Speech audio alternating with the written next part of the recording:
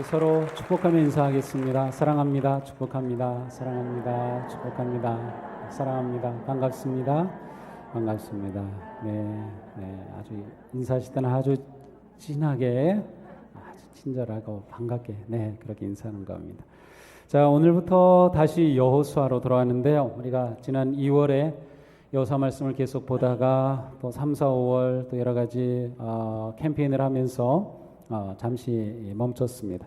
다시 이제 2장부터 시작이 됩니다. 앞에 1장에서는 이스라엘 백성들이 하나님께서 그들을 이집트에서 탈출시켜셔서 홍해를 건너게 하시고 광야 40년을 보낸 후에 바로 지금 가나안을 눈앞에 두고 있어요. 요단강 건너 가나안이라면 요단강 동편에 지금 이스라엘 백성들이 진을 치고 있는 상황입니다.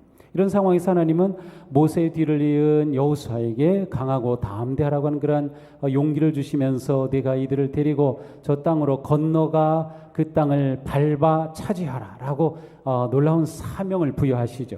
그래서 이스라엘 백성들은 이집트를 탈출한 그 목적을 이룰 가나안에 들어갈 일이 바로 눈앞에 놓고 있어요.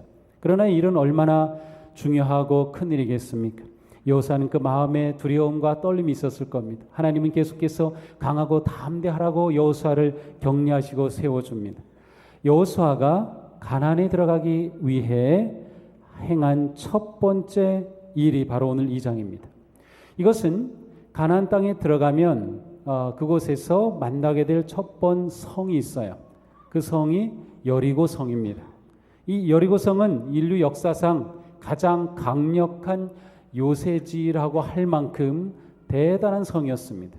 바로 이 성을 통과해서 들어가야 이 가나안 땅을 잘 점령할 수 있어요. 더 북쪽으로 올라가서 건너갈 수도 있지만 그 길은 너무 멀고 험한 길이기도 하고요. 이스라엘 백성들이 갈 수 있는 최적의 자리 요충지가 바로 여리고성이었어요. 이 여리고성이 그렇게 강하기 때문에 이 성을 함부로 접근할 수 없는 거죠. 여호수아가 먼저 2명의 정탐꾼을 파견해서 이 여리고성을 정탐하도록 합니다. 이 2명의 정탐꾼이 여리고로 들어가는 그러한 내용으로부터 오늘 말씀은 시작이 됩니다. 여리고에 파견한 이 2명의 정탐꾼이 여리고성으로 들어갔는데 들어가자마자 이미 정보원들이 그것을 다 알고 있었습니다. 그래서 여리고의 왕에게 즉각적으로 보고합니다. 2절부터 3절을 보니까 보고한 내용이 참으로 놀라워요. 이스라엘의 정탐꾼이 들어왔다. 그 정탐꾼은 라합이라고 하는 사람의 집에 들어갔다. 그리고 정탐꾼은 1명 이상이었다. 그들이 도착한 시간 그리고 그들이 정탐하러 온 목적까지 알고 있었어요. 그러니까 지금 여리고는 대단한 정보망을 가지고 안전망을 구축하고 있다가 외부에서 들어온 이 사람에 대한 모든 정보가 즉각적으로 왕에게 보고됩니다. 왕이 가만히 있겠어요? 잡아야죠. 그래서 경찰을 보냅니다. 라합의 집에 보내죠. 그 집으로 들어갔으니까. 그래서 경찰들이 라합의 집에 이르러서 말합니다. 3절입니다. 내 집에 들어온 사람을 데려와라. 그들은 이 땅을 정탐하러 왔다. 그런데 라합은 그 사이에 이 2명의 정탐꾼을 옥상으로 데리고 가서 거기에 3대를 널어놓았는데 그 3대로 그들을 가려서 숨겨놨어요. 그리고 이 경찰들이 하는 말에 대답을 합니다. 4절부터 5절에 이러한 대답이 있어요. 그 사람들이 제게로 오긴 했습니다. 그렇지만 어디서 왔는지 모릅니다. 또한 이들은 날이 어두워지고 있는 지금 벌써 나갔습니다. 어디로 갔는지도 모르겠습니다. 그러니 빨리 사람들을 풀어서 이 사람들을 뒤쫓아가면 잡을 수도 있을 것입니다. 이 라합의 이 말을 듣고 온 경찰들이 얼른 형사들을 파견해서 이 2명의 정탐꾼을 잡도록 성 밖으로 보냅니다. 자, 이렇게 성 밖으로 나가서 시간이 얼마 되지 않아 어둑어둑 날이 어두워지고 성문은 닫히게 되었습니다. 도대체 라합이라고 하는 여인은 어떤 여인일까요? 지금 여리고 성에 있는 이 라합은 여리고를 점령하려고 하는, 공격하려고 하는 적군인 이스라엘에서 온 그 첩자를 이 라합은 숨겨줬고 살려줬어요. 만약 이것이 발각된다고 하면 라합의 목숨은 끝이죠. 그냥 죽을 수밖에 없는 그런 상황이에요. 그날 밤 라합은 옥상으로 올라가서 이 정탐꾼들에게 이야기합니다. 9절입니다. 나는 주님께서 이 땅을 여러분에게 주신 것을 압니다. 우리는 당신들 때문에 공포에 사로잡혀 있습니다. 이 땅의 주민들은 모두가 하나같이 당신들 때문에 간담이 선을 했습니다. 2명의 정탐꾼이 들어왔는데 이 정탐꾼에게 라합이 전해준 말은 놀라운 말이었어요. 여리고 성 사람들이 간담이 선을 하다는 거예요. 두려움에 지금 완전히 사로잡혀 있다는 것이죠. 이스라엘은 아직 요단을 건너지도 않았어요. 그런데 여리고 성은 벌써 위기에 두려움에 빠져 있음을 보여줍니다. 사실 이 정탐꾼들이 여리고 성에 들어와서 정탐할 것은 바로 이것이었어요. 1절에는 정탐의 목적이 나옵니다. 그 땅과 여리고를 엿보라. 무엇을 엿보라는 그 내용은 없어요. 일반적으로 정탐한다고 하면 여리고 성에 지도자가 누구이고 그 성에 사람들이 어떻게 있고 어디에 중요한 어떤 군사 시설이 있고 여러 가지 그들의 병력은 어떻게 되고 이런 것을 봐야 될 것 같은데 전혀 그런 것을 보지 못했어요. 그 대신 이 라합을 통해서 이 정탐꾼들은 여리고 사람들이 두려움에 떨고 있다. 우리가 지금 왔다고 하는 이것에 대해 그들은 간담이 서늘하다라고 하는 그 사실을 알게 돼요. 그리고 사실 이 정탐꾼들은 정탐도 못했어요. 이게 끝이에요. 그리고 돌아가요. 정탐꾼으로 왔다가 그냥 도망가는 그러한 상황이 되고 말죠. 자, 그런데 이 라합이 이어서 이렇게 말합니다. 10절입니다. 그들이 이집트에서 나온 것, 이스라엘 백성들이 애굽에서 탈출한 것을 알고 있어요. 홍해를 건넌 것도 알고 있어요. 더 나아가서 광야 생활 가운데 모세의 리더십 하에 아모리 족속을 쳐부숴서 시혼과 옥이라고 하는 두 왕을 쳐부순 이야기까지 알고 있어요. 이 모든 것을 이야기해 줍니다. 바로 이러한 것을 우리 여리고성 사람들이 듣고 알고 있기 때문에 우리는 정신을 잃고 간담이 서늘해졌다고 11절에서 또 반복합니다. 아모리 족속을 쳐부순 이야기는 민수기 21장에 나옵니다. 요단 동편의 이 땅을 모세가 차지해요. 그래서 나중에는 이곳이 므낫세 반지파와 또 한 지파에게 이 땅이 분배되게 되는 그곳이죠. 이 사건은 이스라엘의 그 광야 생활 가운데 가장 중요한 사건입니다. 그래서 이스라엘 백성들은 우리가 광야 가운데 모세의 지도하에 아모리 족속을 쳐부쉈어. 이것이 그들에게는 대단한 자부심이었고 하나님께서 가나안 땅도 주실 것이라고 하는 그러한 확신을 주었던 사건이에요. 그래서 이스라엘 사람들은 이 사건을 노래해요. 시편 136편 다른 곳에도 나오지만 이 136편만 봐도 이렇게 나와요. 힘센 왕들을 죽이신 분께 감사하여라. 그 인자심이 영원하다. 아모리 왕 시온을 죽이신 분께 감사하여라. 그 인자심이 영원하다. 바산 왕 옥을 죽이신 분께 감사하여라. 그 인자심이 영원하다. 시편에 이러한 말씀들이 나오고 있어요. 자, 그런데 라합은 여기에서 더 나아가 이렇게 말합니다. 11절입니다. 너희의 하나님 여호와는 위로는 하늘에서도 아래로는 땅에서도 하나님이시니라. 너희의 하나님 여호와, 그분은 위 하늘에서도 아래 땅에서도 진정한 하나님이시다 라고 라합이 고백하는 거예요. 이 성경에는 아주 한자 말로 멋있게 됐어요. 상천하지에서 하나님이다 이렇게 고백하고 있는 거죠. 아마 이 순간 이 정탐꾼들은 깜짝 놀랐을 거예요. 아니, 여리고 성에 이처럼 우리가 온 역사를 알고 하나님의 능력을 알고 그리고 우리 하나님을 이처럼 고백하는 이 여인이 있다니. 그리고 이 여인을 통해서 여리고 성 사람들이 간담이 선을 하다고 한다니. 정탐꾼들은 이것이면 충분했어요. 여호수아에게 가서 정탐한 것을 보고해야 될 텐데 무엇을 보고할까요? 바로 이것이죠. 여리고 성의 이 모습을 가서 보고하면 되는 것이죠.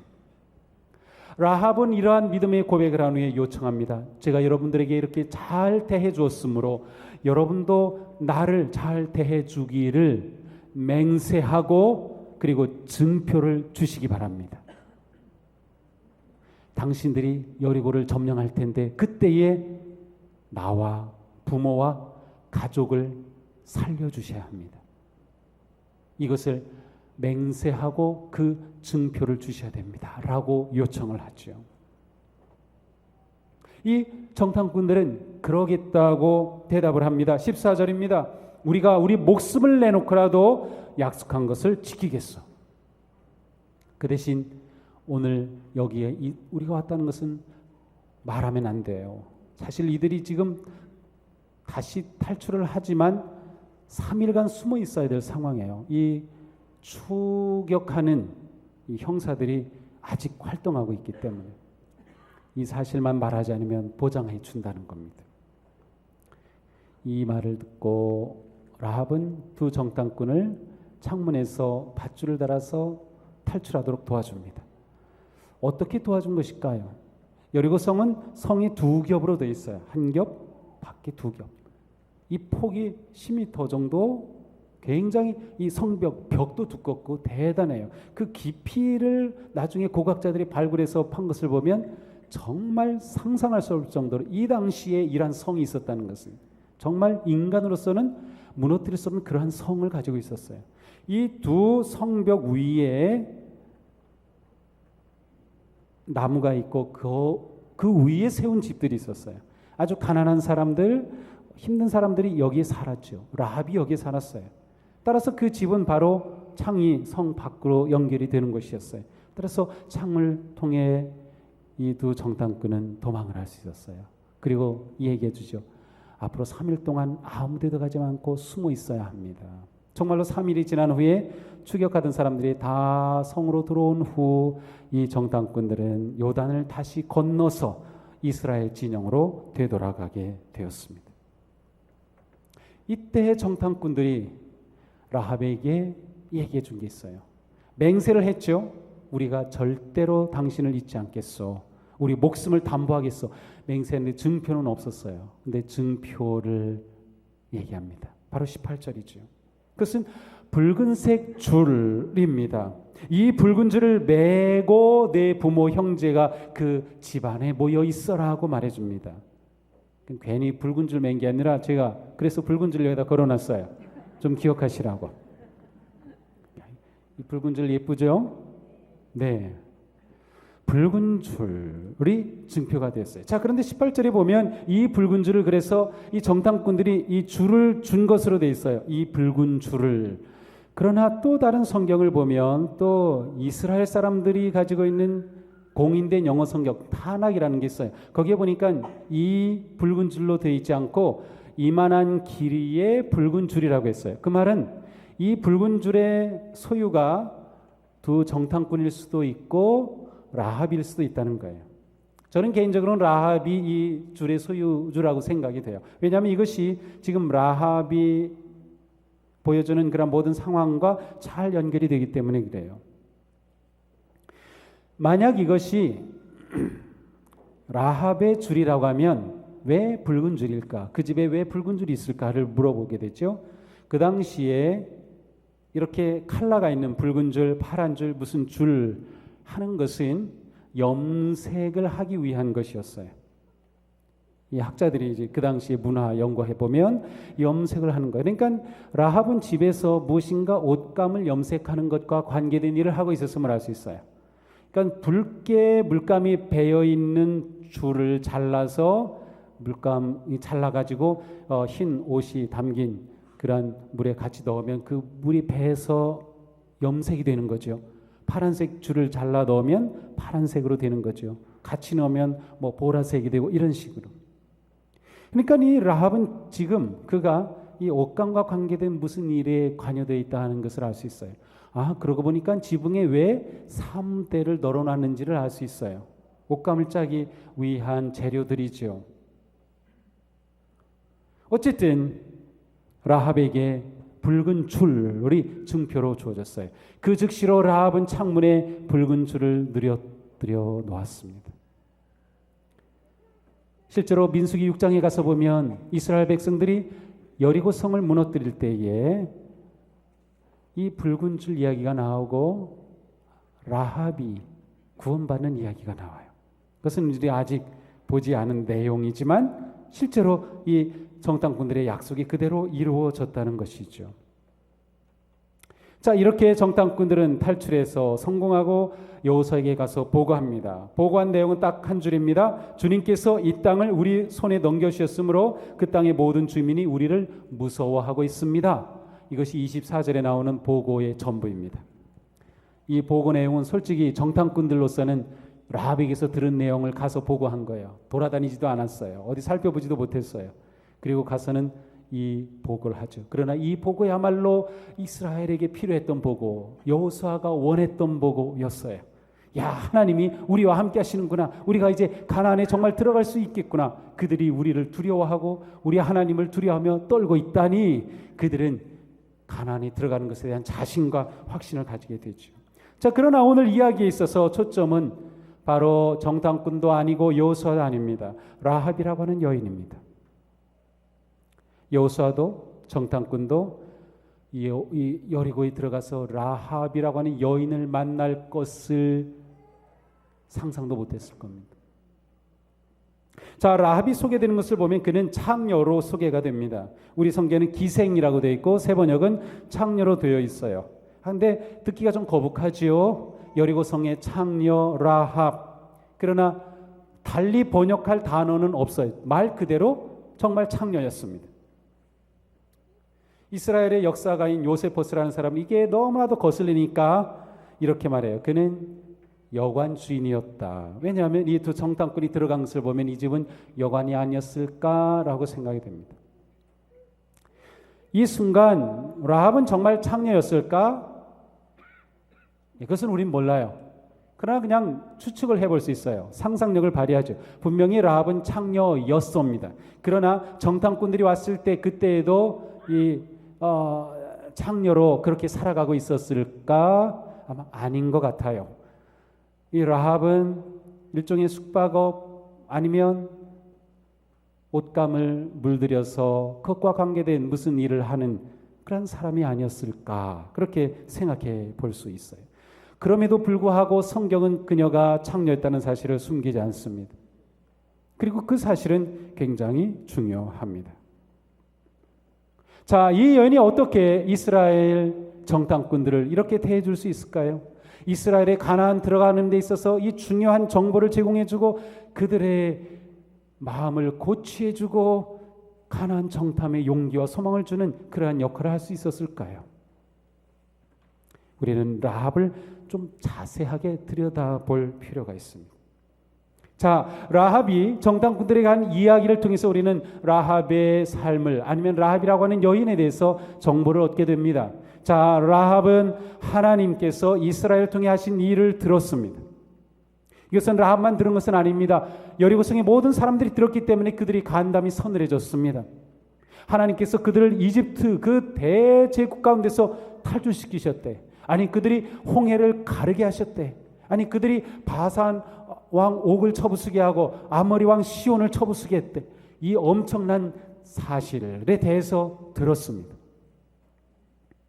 라합은 이것을 들었고 그리고 이것을 알았어요.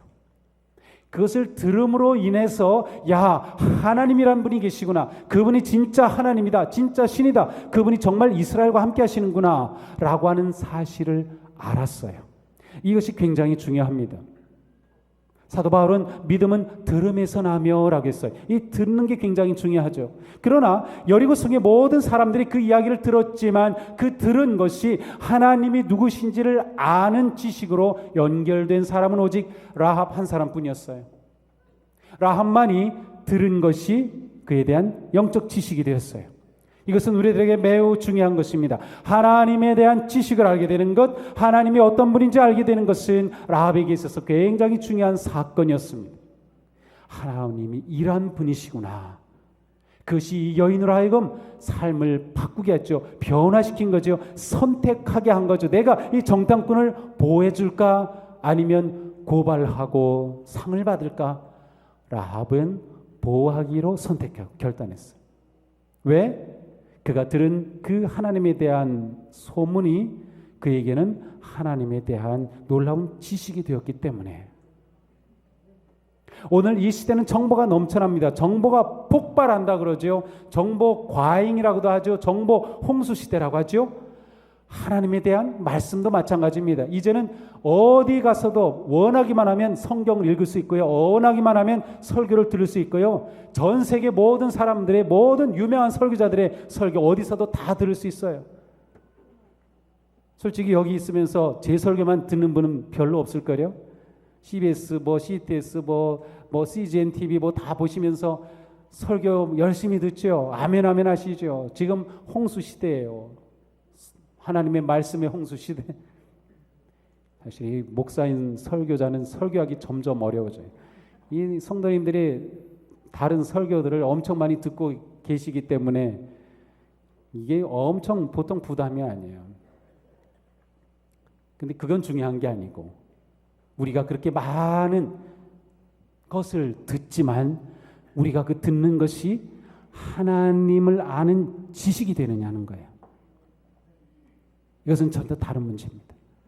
내게 아무리 성경 말씀이 많이 쌓이고 정보가 쌓이고 설교를 많이 듣고 귀가 닳도록 듣는다 하여도 그것이 내게 하나님에 대한 지식이 되지 않는다면, 예수 그리스도에 대한 지식이 되지 않는다면 그것은 나와 상관이 없는 것이 돼요. 내 인생을 바꿀 진리가 되지 못하는 것이에요. 라합의 인생을 바꾼 것은 그가 들은 것이 하나님에 대한 지식이 되었기 때문이지요. 우리는 지금 오히려 하나님에 대한 지식 결핍증 가운데 살아가고 있어요. 하나님을 아는 것 같지만 오히려 몰라요. 우리가 들은 말씀이, 이야기가 진정한 하나님에 대한 지식이 되지 못하는 거예요. 우리가 이것을 안타깝게 여겨야 돼요. 하나님을 알고자 하는, 예수 그리스도를 알고자 하는 그 열망이 우리 가운데 넘쳐야 돼요. 자, 라합은 이렇게 하나님에 대해 들었고 알았어요. 그리고 그것을 믿게 되었어요. 믿는 것은 또 다음의 차원입니다. 알지만 믿지 않는 사람들이 있어요. 그죠? 성경에 대해서 알지만 믿지 않는 사람들이 있어요. 하나님에 대해서 알지만 믿지 않는 사람들이 있어요. 예수 그리스도에 대해서 알지만 믿지 않아요. 지식까지는 가요. 들었고 그것이 지식이 되었지만 믿지는 않은 사람들이 굉장히 많이 있어요. 우리 가운데도 혹시 그런 사람이 있지는 않나요? 성경 말씀 참 좋은 은혜의 말씀, 좋은 말씀 좋죠. 그렇지만 정작 믿지는 못하는 거죠. 라합은 이 말씀을 믿게 되었을 때, 하나님에 대해 믿게 되었을 때 그는 결단했어요. 내가 여리고의 왕을 섬길 것인가, 아니면 하나님을 내 왕으로 섬길 것인가. 내가 여리고 왕을 위해 살 것인가, 하나님을 위해 살 것인가. 그는 여기서 선택하고 결단하였던 것입니다. 그리고 그는 마침내 고백하죠. 위로 하늘에 아래로 땅에 하나님 밖에는 진짜 신이 없습니다. 하나님만이 하나님이라는 고백을 하죠. 이것이 그의 놀라운 믿음의 고백입니다. 그 여리고 성에서, 그 시대에, 그 땅에서, 그 문화 속에서 하나님만이 하나님이라고 고백한 이 라합은 어쩌면 이스라엘 백성들조차도 갖지 못했던 놀라운 신앙을 가졌던 거죠. 그것은 믿음으로부터 오는 놀라운 고백이었어요. 그래서 그는 하나님을 자신의 하나님으로 삼아요. 이스라엘 백성들을 출애굽시키고 홍해를 가르게 하신 그 하나님도 내 하나님이 되신다라고 보는 거죠. 그리고 그 하나님은 분명히 우리 여리고를 정복하실 것이다. 여리고는 무너진다. 그러니 나는 그 승리하실 하나님을 택해야 된다는 거죠. 믿음은 두 가지입니다. 하나님은 누구신가에 대한 것과 하나님이 하신 일은 무엇인가에 대한 것이에요. 우리의 모든 믿음은 이 두 가지입니다. 내가 예수님을 믿습니다. 그래요? 그러면 우리는 두 가지를 말할 수 있어야 합니다. 예수님은 누구신가요? 예수님은 무슨 일을 하셨는가요? 이것을 물어야 합니다. 이것에 대답하지 못하면 우리의 믿음은 불완전한 거예요. 도대체 무엇을 믿는 겁니까? 우리가 하나님을 믿습니다 할 때 무엇을 믿는 거죠? 하나님이 누구이신가를 믿고 그 하나님은 어떻게 일하셨는가, 그리고 어떻게 일하실 것인가를 우리는 믿는 것이죠. 라합은 이것을 다 믿었어요. 하나님을 믿었고 그 하나님이 하신 일과 앞으로 하실 일까지 그는 믿었기 때문에 이처럼 놀라운 믿음을 고백하며 결단과 헌신의 삶으로 나아갈 수 있었던 것이죠. 우리는 여기서 라합이 정탐꾼들을 보호해주고 탈출하게 도와주고 살아날 수 있도록 정보를 준 이 모든 것들, 이 라합의 행동이 얼마나 대단했는가를 한번 생각해 봐야 돼요. 라합은 여리고 성에서 기생이었어요. 아니면 굉장히 비천한 사람이었어요. 아주 가난한 사람이었는지 몰라요. 그런데 이 라합은 자기가 들은 하나님 알게 되었고, 안 하나님 믿게 되었고, 믿은 하나님 자신의 그 믿음대로 결단했어요. 이 부분이 라합의 인생의 가장 중요한 포인트예요. 그는 하나님을 믿을 수는 있어요. 그렇지만 그가 하나님 편에 서기로 행동하고 결단한 것은 또 다른 문제. 사실 우리는 이 부분에서 많이 걸리고 있어요. 그녀는 믿었고 그대로 결단하고 행동했어요. 그녀의 믿음은 살아있는 믿음이었어요. 능력 있는 믿음이었어요. 그들은 그 하나님에 대한 그녀는 믿음을 가지고 있었기 때문에 자신의 목숨을 걸고 결단할 수 있었던 것이죠. 그리고 그것은 하나님의 위대하신 구속의 역사를 위한 위대한 일이기도 하였습니다. 어떻게 보면 지금 라합은 하나님이 하시는 일을 돕고 있어요. 하나님은 라합의 도움을 통해서 위대한 구속의 역사를 지금 진행하고 계셔요. 이 라합이 얼마나 위대한 일을 하고 있는지 모릅니다. 라합은 들었고 알았고 믿었고 그리고 행하였습니다. 이것이 우리가 받아야 될 아주 중요한 믿음의 본입니다. 상천하지에 하나님 같은 분이 없습니다 라고 그는 고백했기 때문에 정말로 그녀의 행동은 그 믿음을 그대로 보여줬습니다. 우리의 믿음은 어떻습니까?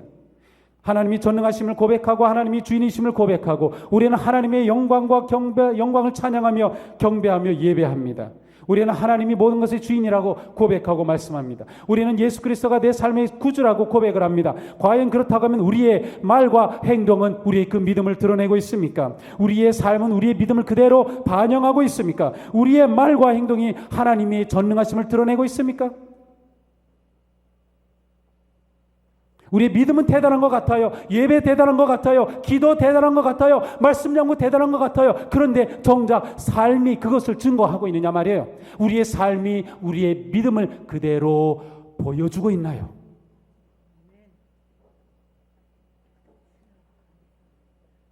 믿음이 삶이 되고 믿음이 행동이 될 때 바로 그 자리가 하나님이 역사하시는 자리이고 그 자리가 놀라운 하나님의 능력이 나타나는 자리입니다. 우리가 정말로 하나님을 경험하기 원한다면, 하나님의 역사와 능력을 경험하기 원한다면 내 믿음 그대로 순종하며 행하는 그 순간이 우리에게 있어야 합니다. 그것이 없이 위대하신 하나님을 경험하는 것은 어렵습니다. 라합의 이러한 결단과 헌신은 그의 가족을 구원하게 됩니다. 그는 자신만이 아니라 자기 부모 그리고 자기 형제 자매들까지 구원해달라고 요청하였습니다.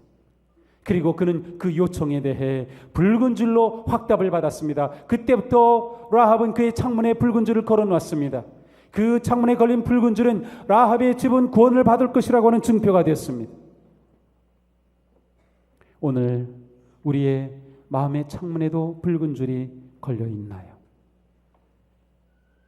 이스라엘 백성들에게 붉은 줄은 유월절 어린 양의 피를 의미하기도 합니다. 우리에게 붉은 줄은 예수 그리스도의 십자가의 보혈을 의미합니다.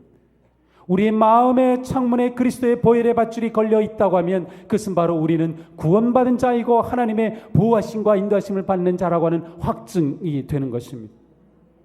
그리고 그 줄이 우리의 가정에 걸려 있나요?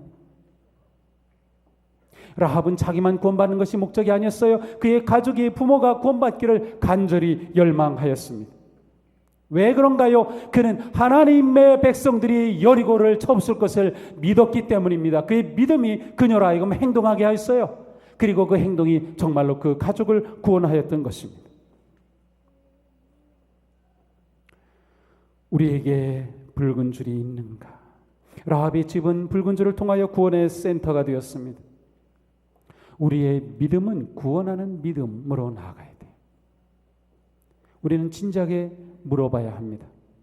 내가 정말로 하나님을 믿는가? 하나님이 하시는 일을 믿는가? 예수님을 믿는가? 예수님이 하시는 일을 믿는가? 과거의 십자가를 통해 하신 일, 지금 나와 함께 역사하시는 성령님, 그리고 앞으로 주님이 하실 그 일, 그리고 마지막 심판과 역사 믿는가? 그렇다면 나는 복음을 전하는가?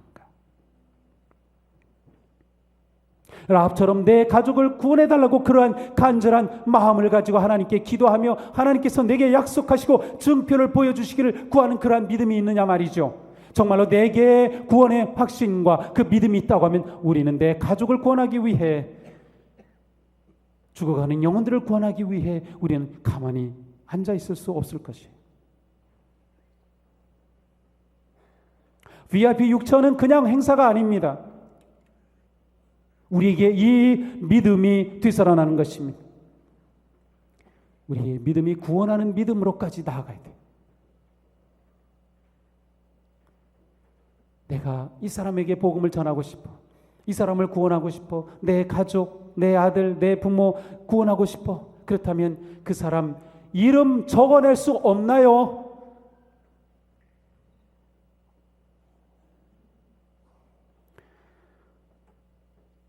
하나님의 구원의 역사가 살아나는, 불길처럼 일어나는, 물결처럼 넘쳐흐르는 그러한 교회, 하나님께서 우리에게 기대하시고 원하시는 교회입니다. 이것 놓친다면 그냥 우리끼리 모여서 우리끼리 행복하고 우리끼리 잘 먹고 우리끼리 잘 살고 우리끼리 서로 교제하고 우리끼리 행복한 것이 끝인가요? 그리스도의 삶은 그렇게 시시한 것 아닙니다. 예수님이 우리끼리 그렇게 하라고 죽으셨나요? 아니죠. 내가 진정한 그리스도인이라면 우리는 복음을 전한다고 하는 것이 얼마나 중요한 것인지 되새겨야 됩니다. 정말로 중요한 것이죠.